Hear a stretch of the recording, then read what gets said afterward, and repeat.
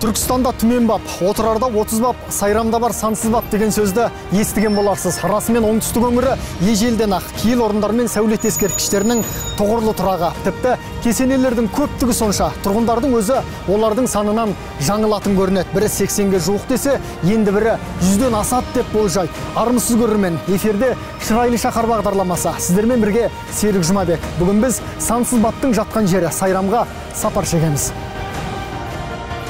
Сайрам ислам дінін алғаш болып қабылдаған ең ірі аудандардың бірі. Қазір Шымкент қаласының аумағына енген. Жер көлемі 1760,4 шаршы шақырым. 56 ұлттың өкілінен құралған 250 мыңнан астам тұрғыны бар. Сүрлім Тобалды мен Қаратау ауданына қарасты Сайрам тұрғын үй алабының солтүстік шығыс бөлігінде орналасқан Мәртөбе биігіне бағытталды.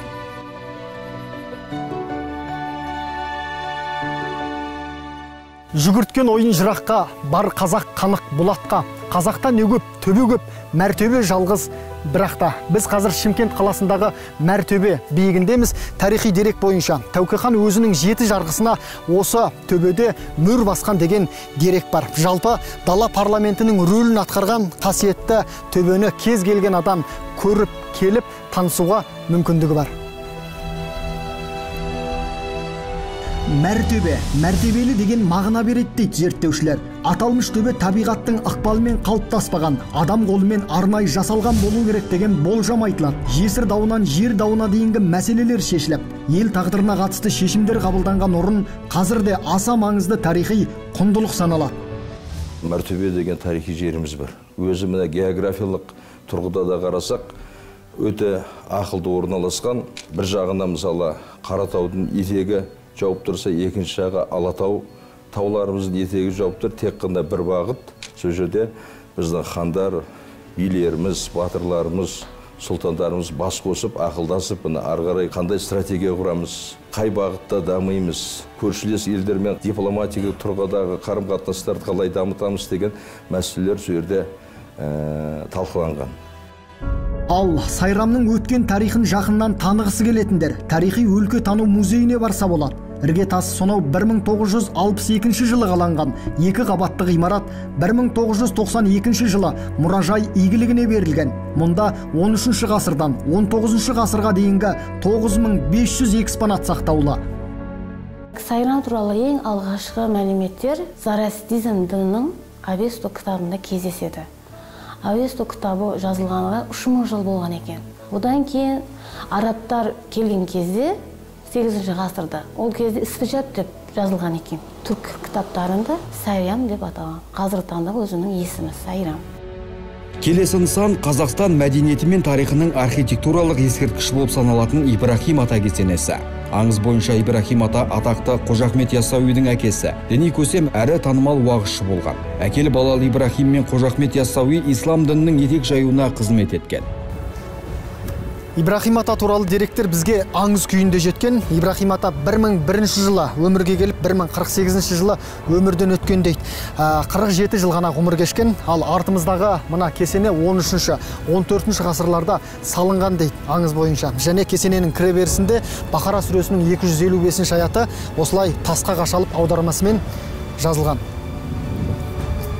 7 жылдан бері кесененің тазалығына қарап, келушілерге киелі орын туралы мәлімет беріп жүрген шырақшы Қадырхан Артыққожаевтың айтуынша, мұнда зиярат жасауға тек елімізден ғана емес, алыс жақын шетелден келетіндер де көп көрінеді.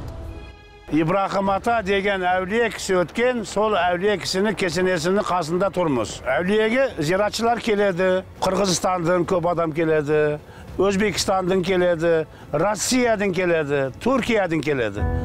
Халық арасында Ибрахим атаның әулиелік қасиетінен бөлек, уағызшылық қабілеті жайлы аңыздарда кеңінен тараған, адам жанына рухани азық беріп, арман тілектерді қабыл ететін, адасқанға жол көрсетіп, ауру демдейтін құдіретін жұрт қазірде құрмет тұтады.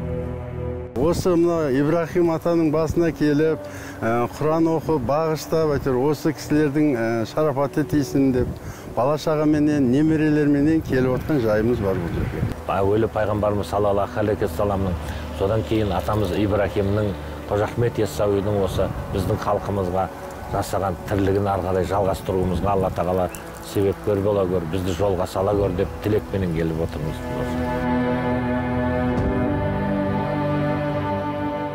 Ибрахим ата кесенесінің аумағы 51 шаршы метрді алып жатыр, ал кесененің биіктігі 8 метрге жуық. Қазіргі таңда кесененің айналасына толықтай ағаш егіліп абаттандырылған, ал жолдың арғы бетінде Ибрахим ата есімімен аталатын мешітте орналасқан. Алдағы уақытта әкімдік тарапынан осы мешіт пен кесене аралығындағы жолға жаяу жүргіншілер жолағын салу жоспарланып отыр. Біздің ендігі бағытымыз осы Ибрахим ата мешіті болмақ.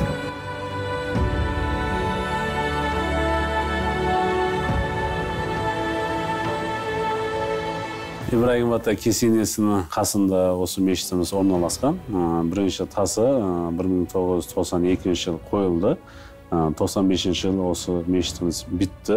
Қазіргі таңда мешітімізге 700-ге жуық адам сияды. Мешітімізге келіп кететіндер халқымыз, еліміз, жұртымыз тыныш болсын деп дуа жасап, 5 уақыт намазымызды осы жерде оқып, дуа жасап отырмыз. Аллахқа шүкір. Ибрахим ата мешітінен 3 шақырым қашықтықта Қарашаш ана кесенесі орналасқан. Таңғаларлығы 40 шаршы метрге жуық кесенені саларда бірде-бір шеге темір қолданылмапты. Сайрам тарихында жазылғаны бойынша кесене 14 ғасырда Әмір Темірдің бұйрығы білән көтерілген дейді. Ал енді бұны ішінде жатқан адамға келетін болсақ, бұл ішінде жатқан адам 10 ғасырдың ақыры, 11 ғасырдың бастарда өмір сүрген Мұса Шайх деген адамның жалғызғына Айша атты қызы болады. Бұл анамыздың өзінің аты Айша. Бізге келген зияратшылардың көпшілігінің қоятын сұрағы, әкесі білән шешесі бір уақытта дүние салған болса, бұлар не үшін ажыратып жерленген, не үшін екі жерде жатыр дейді. Бізді Орта Азия мұсылмандарда сондай бір әдет қалыптасып қалған. Әкелері қай жерде жатқан болса, балалары соның қасына жерлеу. Ибрахим ата өзінің әкесі Махмұд хан атаның қасына қалған. Бұл анамызды алып келіп өзінің әкесі жатқан төңірекке жерлеген. Қарашаш өз заманының ең білімді, зиялы және сауатты әйелдерінің бірі болған. Ислам әлемінде қасиетті Құран кәрімді араб тілінен түркі тіліне алғаш болып аударған тұңғыш әйел деседі.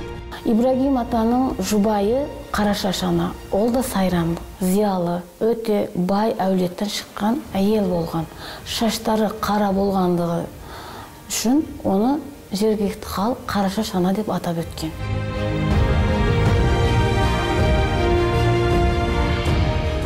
Осыдан 7 ғасыр бұрын салынған кесененің тек күмбезіне ғана жөндеу жұмыстары жасалған, қалғанын толықтай түпнұсқа деп айтуға болады. Бізді қызықтырғаны іргесіндегі және маңдайшалығындағы ағаштар 7 ғасыр өтсе де шірімей сақталған сапа деп осыны айту керек шығар. Тағы бір дүние, Ибрахим ата кесенесінің басындағы Бақара сүресінің 255 аяты. Бұл жерге де тасқа ойылып жазылған. Шамасы қажетіңді адамнан, аруақтан емес, Алладан сұра дегенді аңғартып тұрғандай. Айша немесе Қарашаш жергілікті тұрғындар санасында нағыз ана бейнесінің биік символын айналған абзал жан. Тіпті оңтүстікке аяқ басқан кез келген турист алдымен осы жерге келіп, одан әрі Түркістанға аттанады екен. Қожа Ахмет Яссауидің атасы мен анасы жерденген Ибрахим ата мен Қарашаш анамына этнотуризм жаққа келетін болсақ, ол да мысалы түрік елдес, тілдес елдерге өте құнды, келген туристер кеп міндетті түрде сөзге барып, Құран оқып, бағыштап, Түркістанға барар алдында, жолында міндетті түрде сол Қарашаш ана мен Ибрахим атаның кесенесіне барып, Құран оқытып, міндетті түрде бірінші сол зияратын Шымкенттен бастап, отырарда жалғасын тауып, Түркістанда аяқтады.